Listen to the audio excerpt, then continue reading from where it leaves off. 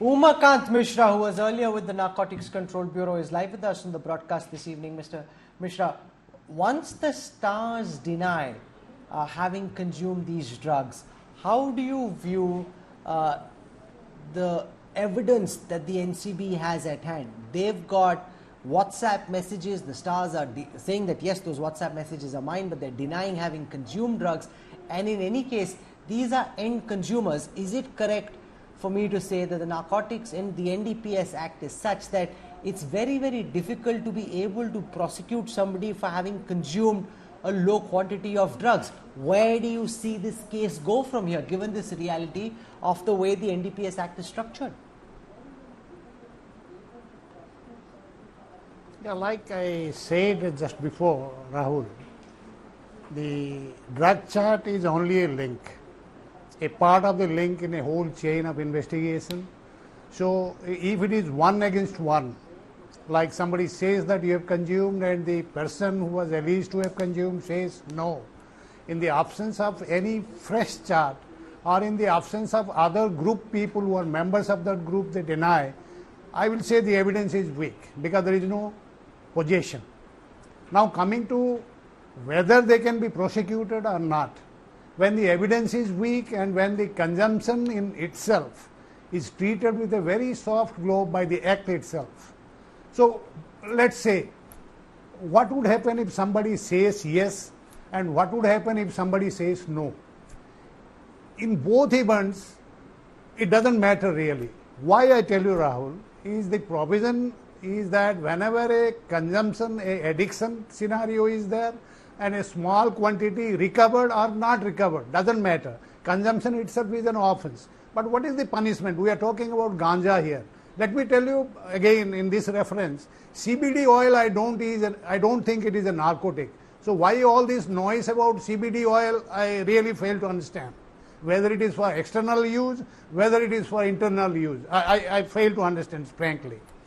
The other point to carry it forward is, maximum, what is the worst case scenario in case of somebody who has consumed? Section 27 gives a punishment of only 6 months or a penalty of 10,000 rupees, depending on the circumstances, depending on the discretion of the judge, and it gives 2 probation, 2 relaxation. Section 64A gives you a relaxation before prosecution starts.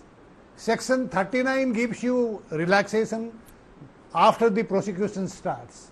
The first can be given by the government itself. The Section 39 relaxation can be given by the court, so that even if you confess, you don't go to jail. You simply go to a correctional institution. Let me say the best, and in this reference I would like to go back and comment on Ria and also Nupur. The Ria's comment that their image is tarnished. No, it is simply a question of investigation. It is a power under Section 67 of the NDPS Act. It is a process of inquiry. However, coming to the attention, I will again give the example which he gave of Sanjay Dutt. I think Sanjay Dutt is a big hero even now. You see, the industry thrives on attention. Attention gets you money, attention gets you everything. So, even now also, you may call it as a negative attention, but I don't think their market value will diminish. Coming back to your comment on this investigation by NCB, not, oh, one second. Fishing expedition. I don't see why investigators... 1 minute. Okay, go on. Yes, go on. Just to give you one. Regarding the fishing expedition, the comment that it is a wrong metaphor.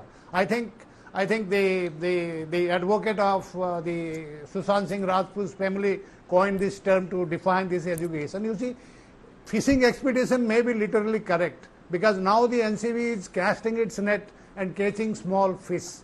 But that doesn't mean the big fishes are not out in the pond and NCB will not catch them. It is simply a matter of strategy. It is simply a case of natural progression from going from a small fish, getting your base, jumping from there and catching the big fish.